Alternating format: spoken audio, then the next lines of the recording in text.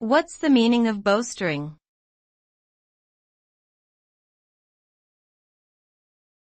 Bowstring.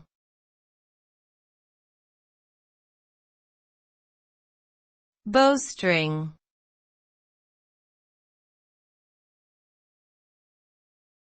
Bowstring.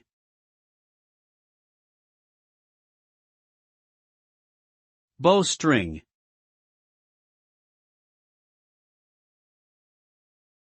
A bowstring is a cord or string used to draw the limbs of a bow together in order to propel an arrow. It is a crucial component of a bow and has been used for hunting and warfare throughout human history. The term bowstring can also be used metaphorically to describe the tension or pressure in a situation or relationship.